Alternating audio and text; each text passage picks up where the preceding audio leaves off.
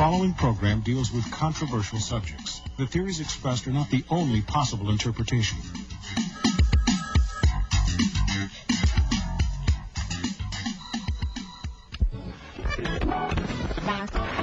All Hit Radio.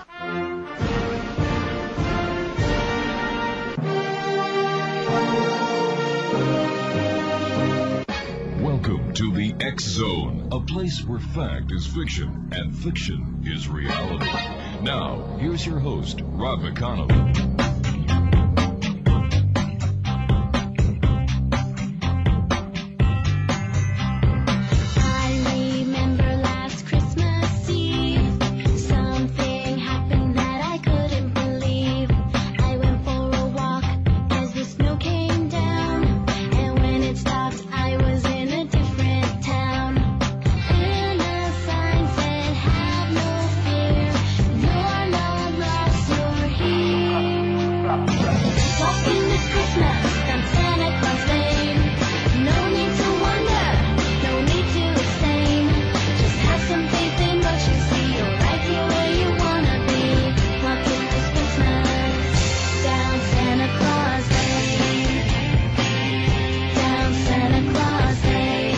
One 877-528-8255 is toll free. Welcome back, X Zone Nation. My name is Rob McConnell. We're coming to you live and around the world on the Talkstar Radio Network.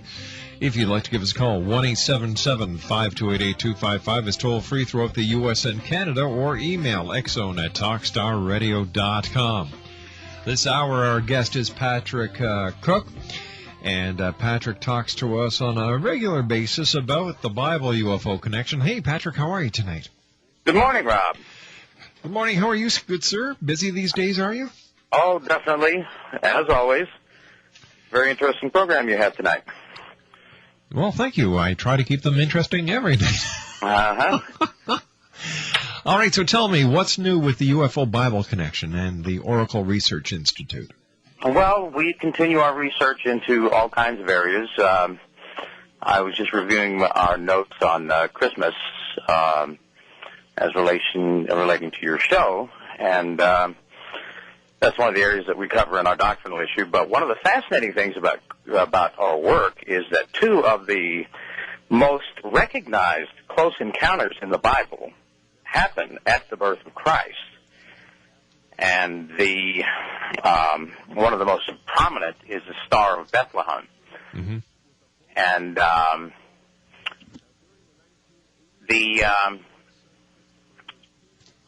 the way that is described is that a group of wise men. Now, most people commonly think of it as three wise men. We don't have any idea how many there were. There were probably several more than three. Had seen a star that had been predicted as being a sign of the King of the Jews. So they went to Judea and consulted with Herod the king about where this King of the Jews was to be born, and it greatly disturbed the chief priests and the scribes and the governorship. But what it says was Herod told those guys that he wanted them to find out where this star was going and to report back to him. Mm-hmm. And he knew that there was a young child that was going to be born, and he was afraid that this child was going to take over his position. And so when they heard the king, when they heard his words, they departed, and lo, the star which they saw in the east went before them till it came and stood over where the young child was. That's in Matthew 2:9. And what is fascinating about that is this star, they have seen this star, we don't know exactly where they came from, probably Egypt, somewhere else in the Mideast. We're not exactly sure of their origin. And they had seen this star, and they had followed it to this point. And then suddenly, apparently, the star came very close to them, and it actually led them, as it says in the verse, it went before them till it came and stood over where the young child was.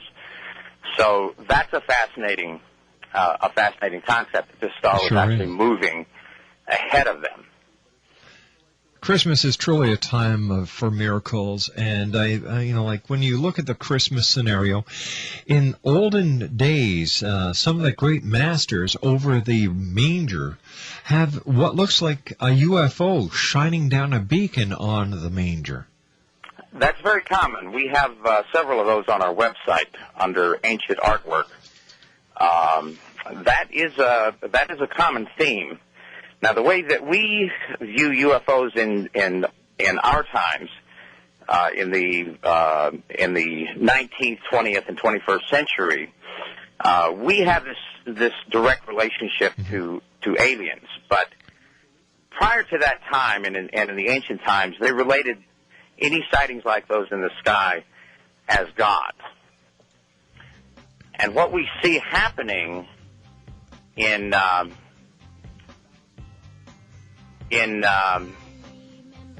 Patrick, hold on a thought. You and I have to go to a commercial break. Patrick Cooke is our special guest, www.BibleUFO.com.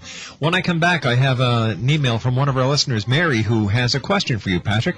And you and I will be back in 2 minutes as the X Zone continues right here on the Talkstar Radio Network. Don't go away now. Be back in 2. Walking this Christmas on Santa Claus Lane. No need to wonder.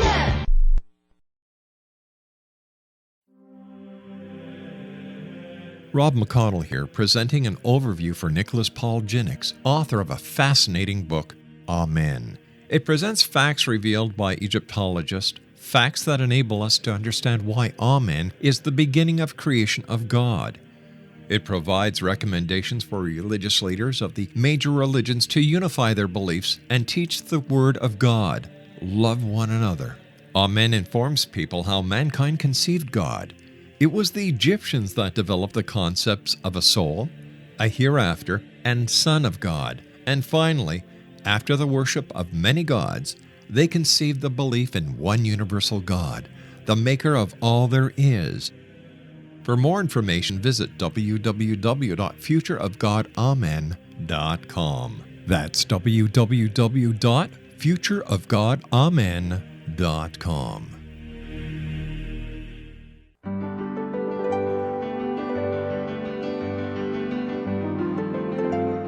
Named one of the world's greatest psychics, Elizabeth Joyce is now giving readings worldwide via Skype. Elizabeth Joyce is recognized for her clairvoyant ability to help find missing persons, her analysis of dreams, past life regression work, mediumship, and her accurate predictions. Elizabeth has been a frequent guest on the X Zone radio show with yours truly, Rob McConnell, now for several years. For an appointment with Elizabeth Joyce, call 201-934-8986 or Skype at elizabeth.joyce. And for more information, you can always visit Elizabeth Joyce online at www.new-visions.com.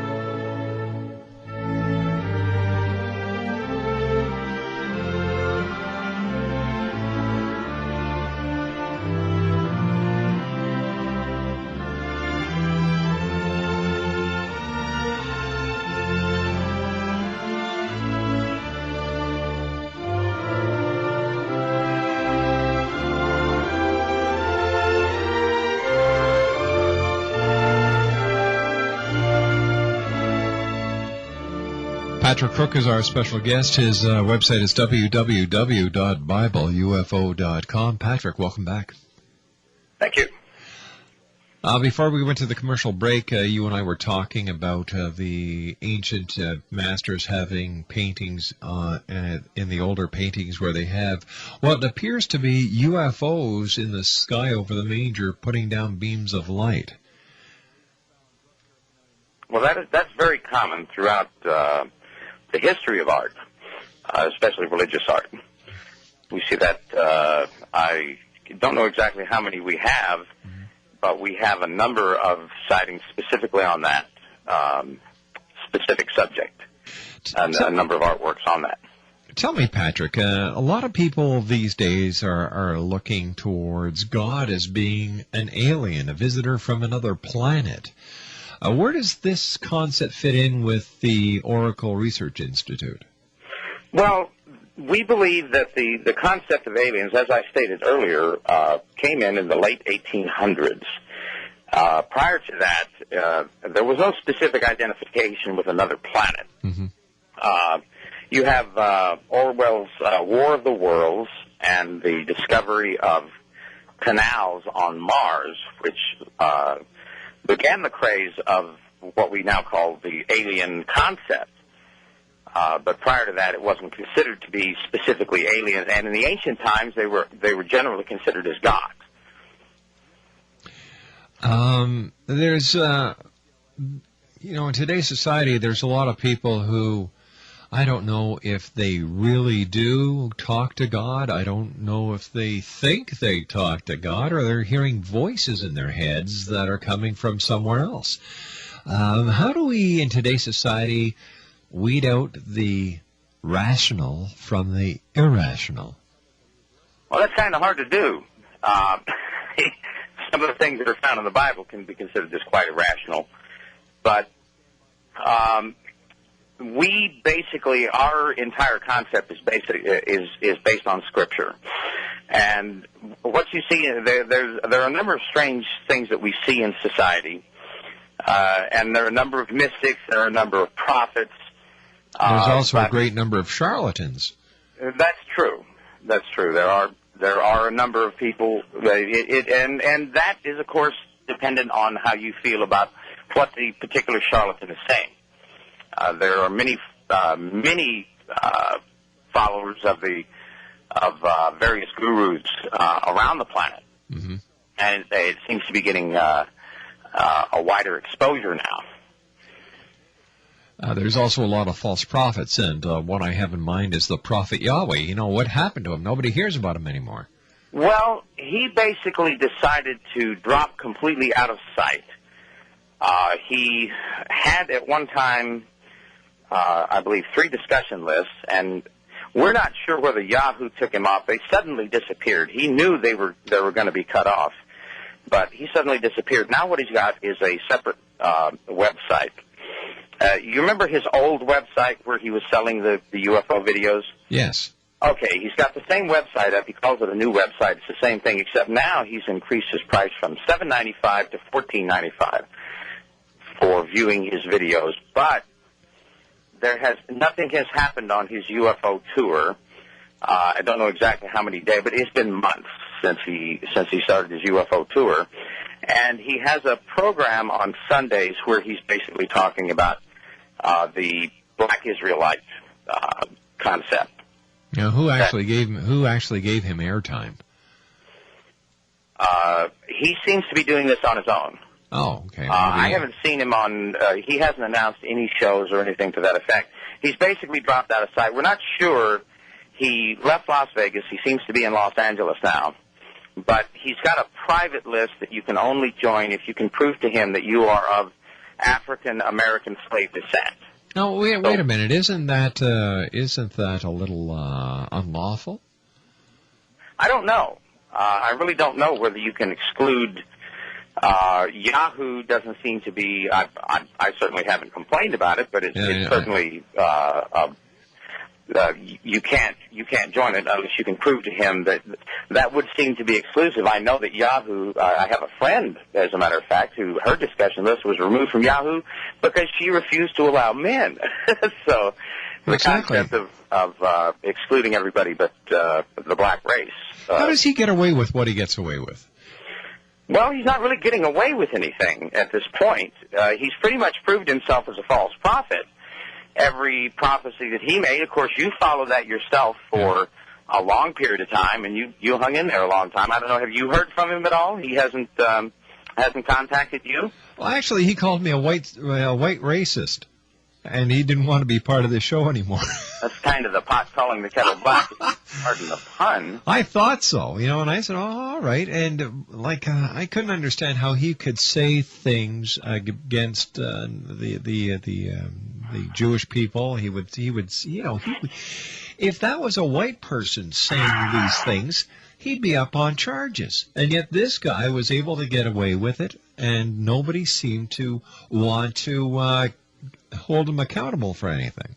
Well, Rod, we don't know who's looking at him right now. He may be under investigation. I don't know. We can only hope.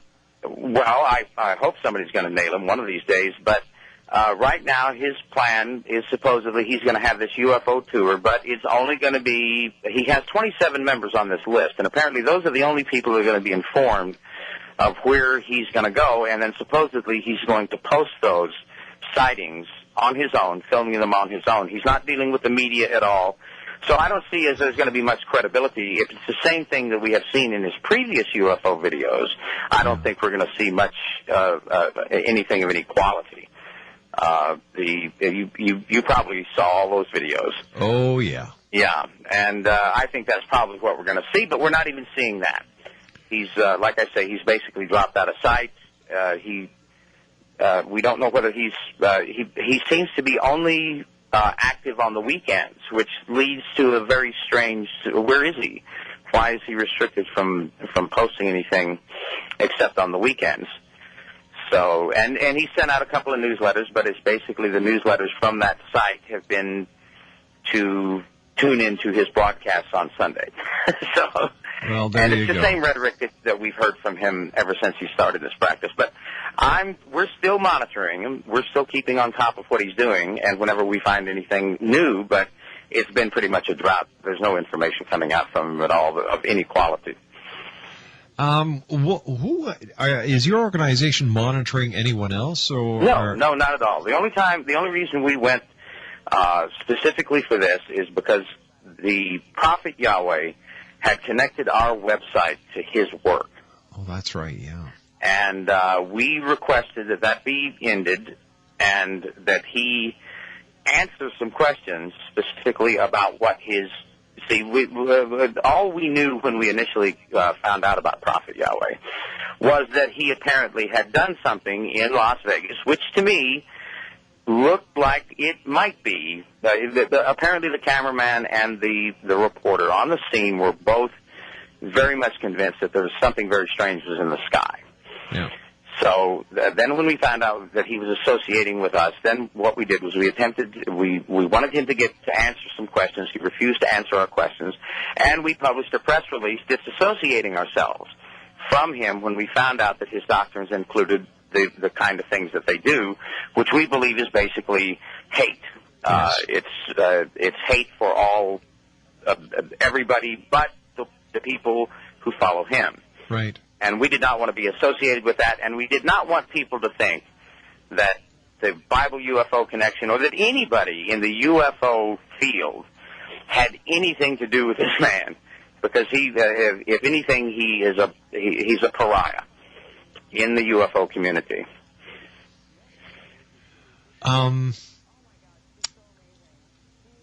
The Bible UFO Connection is as old as the Bible itself. There are a lot of ways of when you read the Bible in the year 2005, you can see the what I call the ET connection. You know, when you talk about the Nephilim, those who descended from the skies, when you listen to the stories of Ezekiel's wheel, there certainly seems to be an ET connection. What other examples of this connection can you give us? In the Bible? Yes. There are a number of them. The close encounters are very important. Jesus had a number of close encounters. Just a second.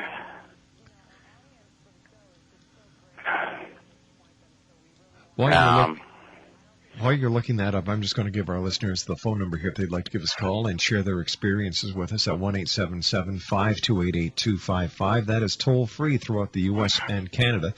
In fact, I've got an email here from Mary, who listens to us in Jacksonville, Florida. She says, "Hi, we have been studying the Bible and gleaning the metaphysical understandings from the terms recorded in the history of this time period and how it reflects on us now. My question is, do you know anything or have any understanding of what is in store for our world of the physical bodies on and around the time of 2012?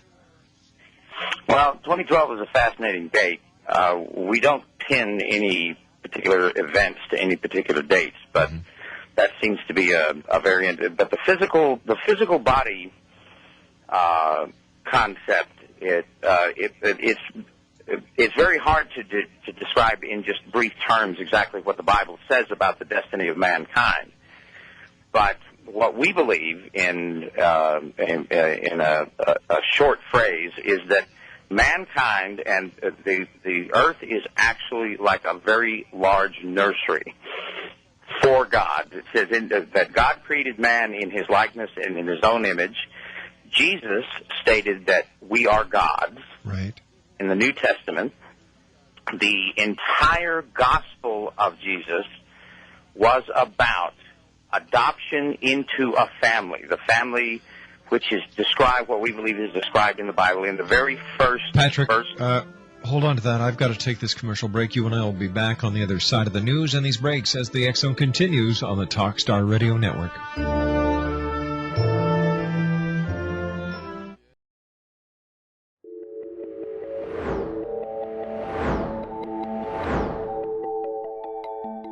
Do you have a dis-ease that you would like to alleviate through a natural means? Have you been contacted by angels, ghosts, or even extraterrestrials and want to validate these experiences? Or would you simply like to speak with someone who can help you find your life's purpose? I'm Dr. Joseph Mara, and I'm offering my services free of charge for first-time clients contacting me during the month of April. These free consultations include angel card readings, guided meditations, life coaching, and energy healing. If you have always wanted to explore these types of experiences but were skeptical or simply could not afford them, then take advantage of this free special offer. Contact me through my website, aguidinglight, spelled LITE.com, to schedule your consultation today. Until then, I offer you love, light, and laughter.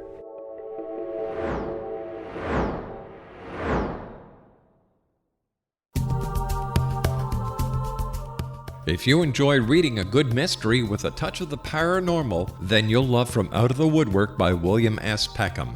Sean Kennedy, a Toronto contractor, buys derelict houses, guts them, and turns them into multi-family dwellings.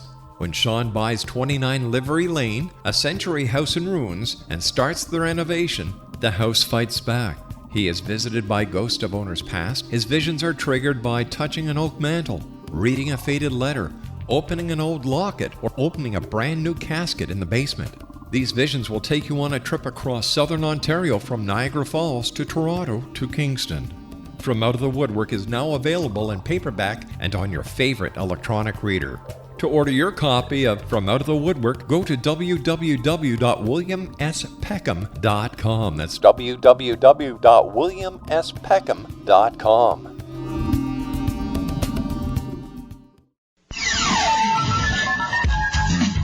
The following program deals with controversial subjects. The theories expressed are not the only possible interpretation.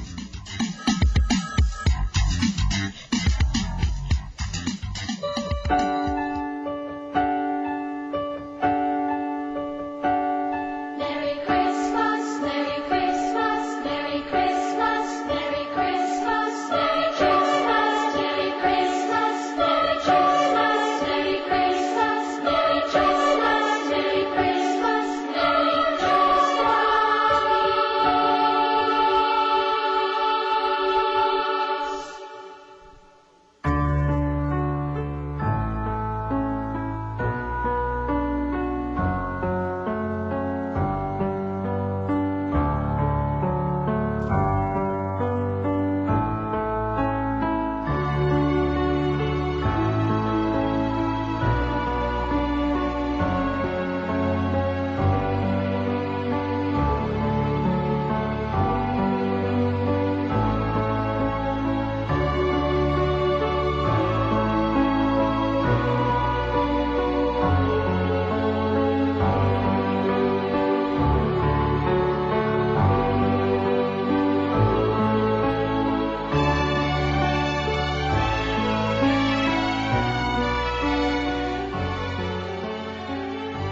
And welcome back to the X Zone. Patrick Cooke is our special guest. His website is www.BibleUFO.com. Patrick, thanks very much for being with us. How did you get involved in the UFO field? Well, I've always studied UFOs over the years, as anybody would that was interested in strange phenomenon. But basically, the concept came to me when I was studying the Great Pyramid in Egypt and doing some research on it, and a friend of mine pointed out that Isaiah 19:19 seemed to be describing the Great Pyramid, or the way it was located. Seemed to indicate that might be the Giza Plateau that it was speaking of. And so I started studying flight in the Bible when I realized probably the most important thing was finding out that the word heaven actually meant sky. And therefore, all of the things that happened in heaven suddenly took on a whole new meaning. All right. So you took this interpretation, and how did you relate that revelation to the UFO phenomenon? Well, basically, God was appearing in clouds and chariots, and the God and the angels were appearing in clouds and chariots, platforms, vessels, thrones, all kinds of individual objects, and described as different objects, and they were described as having flight characteristics, specifically ascending into the sky, descending to the ground, and hovering for long periods of time. And then people were seen coming in and out of these vehicles. So it appeared to me that what we were dealing with, and of course, having read Eric von Daniken's work, it was fascinating that those things appeared, but I wasn't sure that they exactly related to UFOs. But then with more careful study, and we have over 1,500 verses that relate not only to the vehicles, or what appear to be the vehicles, the flight characteristics of the vehicles, but the beings that are in them, and technology that seems to be connected with those vehicles. 1-877-528-8255 is toll-free throughout the U.S. and Canada. Patrick Cooke's our special guest. His website is www.BibleUFO.com. Now, what is the connection between the Bible, UFOs, and the Great Pyramid in Giza? Well, as you look around the world, now we believe that the same beings that we see in the Hebrew Bible, that we see flying gods all over the planet in all kinds of religions, and in those and these amazing structures that we see around the world, the Great Pyramid at Giza is the largest structure on the planet. It's the most perfectly aligned to true north. It is dead flat to within 1/2 of an inch over 13 acres. The stones are cut to a jeweler's tolerance. It's an absolutely amazing structure, and the whole concept that if we've got a God, it says that he would. Let's see. I'll read the exact verse to you here. So are we saying that excuse me. In that day there shall be an altar to the Lord in the midst of the land of Egypt, and a pillar at the border thereof to the Lord, and it shall be a sign for a witness unto the Lord of hosts in the land of Egypt. Now, the interesting point about that verse is that it said it's in the middle of Egypt and at the border of Egypt, which seems to be an impossibility. How can it be in the middle of Egypt and at the border? Well, what most people, and you learn this in basic world geography, that in ancient geography, that Egypt has always been divided into Lower and Upper Egypt. And it is still to that day. It's still politically, there's even a political separation, much as there is within the North and the South here in the United States. And that border runs right through the Giza Plateau. So whatever this thing that and it's the only thing described that God built on the planet.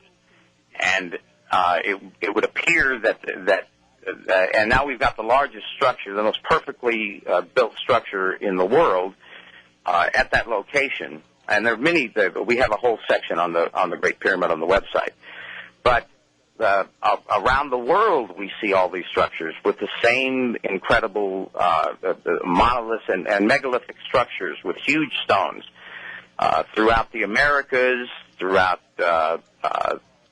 in the north of Africa. Sudan has some incredible structures that look more like ice cream cones than they do pyramids. And what we believe is that at one time there was a different civilization that dwelt on this planet. Now, this could have been prior to the flood. We also believe that in Jeremiah that there is a previous creation to the creation that we know of in Genesis, that where there may have been a civilization that existed at that time, and that for some reason they are gone now. Now, last night on the show we had Glenn Kimball, a good friend of mine, and he was talking to us about the Kolbrin and how the Kolbrin goes in detail and talks about the time before creation. This is what now? I'm sorry, I didn't hear the name. It's called the Kolbrin, Kolbrin. I'm sorry, I'm not familiar with that work. But anyway, what was it saying? Well, Glenn was telling us that in the Kolbrin it describes the time before creation and how the Kolbrin answers a lot of the mysteries or answers a lot of questions that the Bible raises. Well, that's fascinating. I'll have to check into that. But see, all we have to do is look at the archaeological record and the geologic record. We see an entire world prior to ours buried in the fossil record.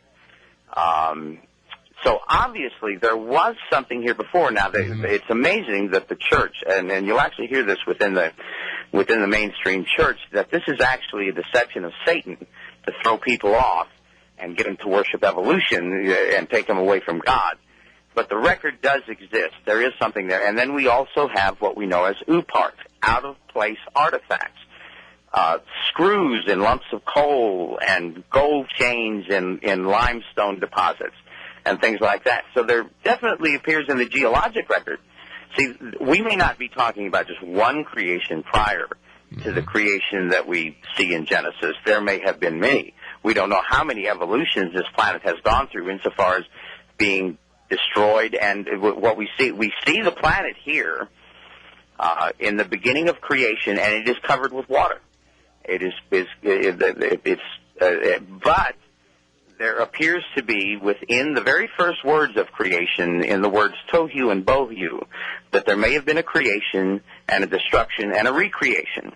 Just from the translation, that's very complicated, but just from the translation of those words. So we definitely believe that the geologic record shows it, that there was a different biosphere than we have on our planet today.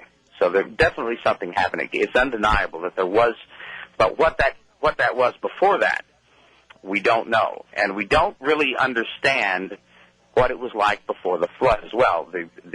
There's a lot of things in there, but we don't really have any understanding of what the structure of the world is. And, of course, the civilizations that we have here on the planet now, that in their records, they go back to the Egyptians go back to 11,000 B.C. The Mayans go back to 10,000 B.C. All of these things are really sort of throw a monkey wrench into the 6,000-year concept of humanity. What we believe may have happened, now you see two creations of mankind in the Bible. You see him being created, and then you see God specifically creating Adam and putting him in the Garden of Eden. What we don't, and the record, which places creation at, and this is quite literal in many churches, at 4004 B.C. And that is on the basis of when Adam started aging. And on his age, and then the chronology is coming on down, they've calculated that to be 4000 B.C. But the question is, how long was Adam in the garden?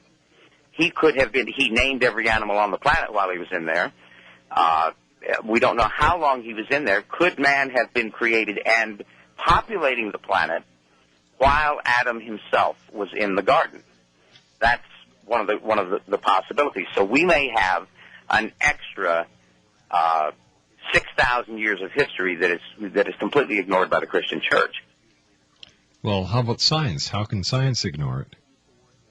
Well, science deals in the geologic record on the basis of the theory of evolution. Mm-hmm. And everything seems to, for instance, the Ice Age is very important to that concept. But the Ice Age itself is melting rapidly in the minds of science, and is almost it's becoming a very questionable theory. Science basically has to deal with primitive man. Now, we don't believe that primitive man, it's not that we don't believe, we don't see any solid evidence in the evolutionary record that there was a primitive man. So what they do is they base it on how man progressed. And so they relate it, they have a very narrow focus on it, and that's the way it is. And they ignore ooparts, they ignore the concepts. It seems that history started about 12 to 15,000 years ago. So, and science doesn't seem to deal with that. Archaeology is a very staid. Archaeologists teach archaeologists who teach archaeologists who teach archaeologists, and anthropologists by the same token. They're all taught there's a long succession of this, and the theories that are involved with these things are taught very strongly. We see a very interesting thing happening right now in the United States, not in the United States, in the Americas, in the North and South American continent, with the publishing of the book 1491, about the possibility that we may have had. Now, this is absolutely amazing. There's 290 people in the United States right now. It is generally accepted that there were at least 10 million indigenous people at that time, but it would seem now that there's new theories coming up that would estimate that there could be as many as 200 million people on the North American continent alone, which means an incredible civilization that has been completely ignored by anthropologists and archaeologists alike. So they have a very strange focus on things, and it's very narrow, and it doesn't allow for any new. Unfortunately, many of the things that are taught in science now have been disproven, and are not. For instance, the theories of Einstein, which are the basis of a lot of the theories about the cosmos, have never been proven. And yet those theories are based on other theories, which are based on other theories. So science has a very narrow focus, and they don't really tell us a lot. They haven't answered a whole lot of our questions. That's for sure. So tell me, where do you think mankind came from, and who do you think God actually is? Well, God appears to be the supreme universal power in the universe. Now, we're talking about a physical God. God is described. The God of the Bible is specifically called Lord God, which means Jehovah the Elohim. Right. And this specific God is described. Daniel saw him, Moses saw him, but John specifically describes him in the Revelation as having white hair, red skin, and glowing eyes. And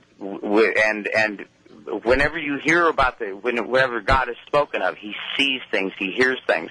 This God that we see in the Bible, the God that's spoken of in the Bible and dealt with man, the one that dealt with man specifically, is the son of another being called El.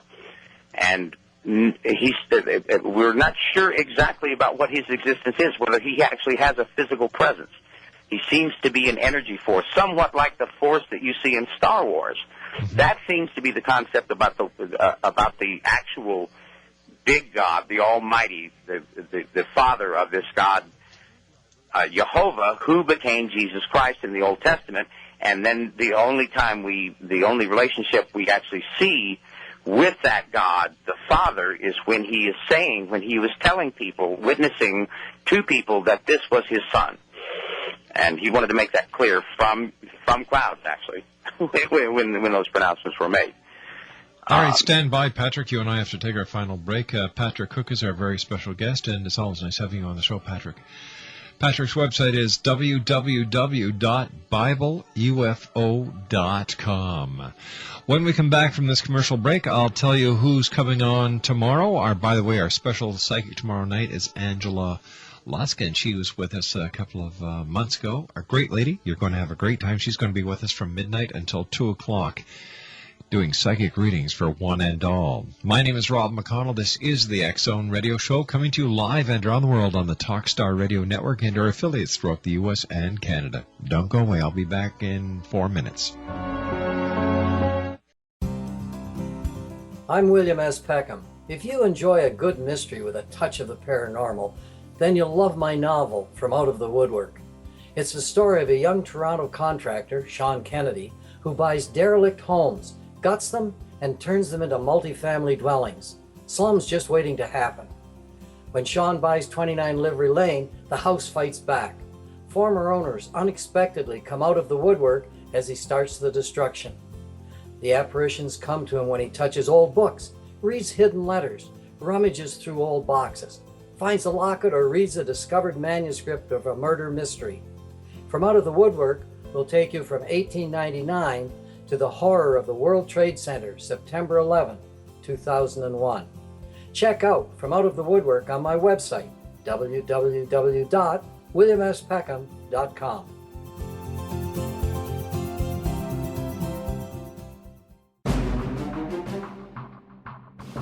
The new nonfiction book, Razor of Madness, is similar to cult movies like Clockwork Orange, Dragon's Tattoo, or The Other Side of Hell. Wayne Morin Jr. and Thomas Lee Howell will expose widespread and systematic deficiencies in this thought-provoking tell-all novel. Mind control rages among scholars in law schools. Human rights are ignored while thought reform and mental manipulation are accepted practices used as behavior modification. Dr. Louis Jolyon West comes to mind. Media and public scrutiny shows that United States mental hospitals are in fact destructive murder industries. Razor of Madness expose novel details this epidemic through an in-depth professional and personal investigation. For decades, there has been a revolving door policy that still releases killers and pedophiles back into society. The maestro of mind control continues to haunt America to this very day. Razor of Madness is available in paperback or as a downloadable ebook at Amazon.com.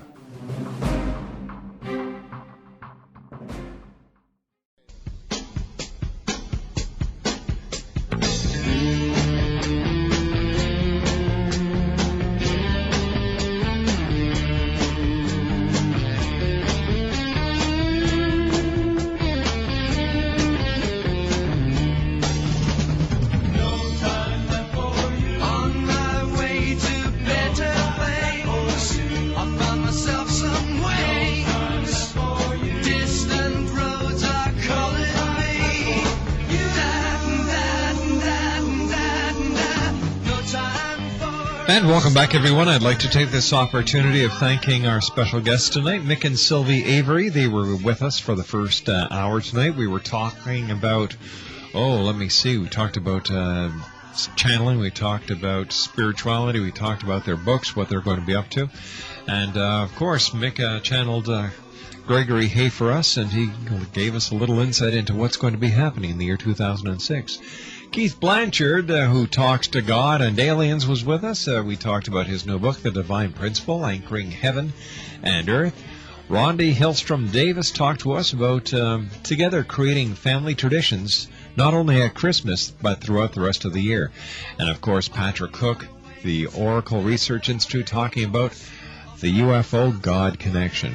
On tomorrow night's show, we have Zoe Kasher. She's going to be talking about the World Almanac of Facts for 2006. Scorpiano will be back, talking about interdimensional paranormal activity and sightings. And then our special mystery guest for tomorrow night is Angela Lusk. And we look forward to having you join us here tomorrow night on the X Zone, heard on the Talkstar Radio Network and our affiliates throughout the U.S., Canada, and the world. Patrick Cooke, first of all, thanks very much for joining us tonight, Patrick. To you and yours, a very Merry Christmas and nothing but the very best for the year 2006. It's always a pleasure having you here on the show with us. Well, thank you very much, Ron. Same to you, Rob. The UFO God connection, do you think that we'll ever find the truth out?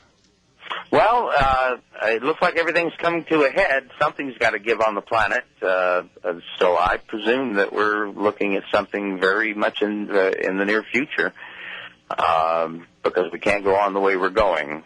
It's getting a little bit too rough out there. I've got a comeback from Mary, who asked us a question earlier tonight. And her email is, I was very impressed with what Patrick had to say to my question. We always hear such esoteric terms in our destiny. And as for the timetable, I agree. It is hard to pin down to at any time because in the Bible we are told it will come as a thief in the night. In checking out your web page, I am impressed with your work, especially our connections with the true nature of God and how all this is hidden from us. I have to spend some more time reading your work. Thank you again. It is greatly appreciated. So there you go, Patrick. We made somebody happy that's a today. very nice compliment. I'll forward a copy of that email to you. Thank you. Patrick, we have to say goodnight for now, but as always, take care of yourself, and we look forward to having you back on the show in the year 2006. And if you hear anything about Prophet Yahweh, let me know. I certainly will do that, Rob. Take care, buddy. Evening. You too. Bye-bye. Well, morning, as it were to you. That's right. All right, Patrick, thanks very much. www.BibleUFO.com. Well, that brings us to the end of another show here on the X Zone. Wow, where does the 4 hours go? I'll be back tomorrow night. We've got, Zoe Kasher talking about the World Almanac, Scorpiana, and, of course, Angela Lusk will be doing psychic readings for one and all from midnight until 2 a.m. Eastern. To my producer at White Springs, where we have our teleport that takes this show up to 2 satellites and around the world on Talkstar Radio Network. Corey Y., thanks very much for all your hard work, buddy. To my senior producer and wife, Laura Rogers, thank you for your hard work. And to each and every one of you out there listening to the X Zone tonight, thank you for allowing us to be part of your day, your night, no matter where you are. I'll be back tomorrow night at 10 o'clock as once again we cross the time-space continuum to this place that I call the X Zone. If you've got a little child at home, give them a hug. Tell them how much you love them, because the children of today are the leaders of tomorrow. So until tomorrow night, my friends, always remember to keep your eyes to the sky and your heart to the light. Good night, one and all.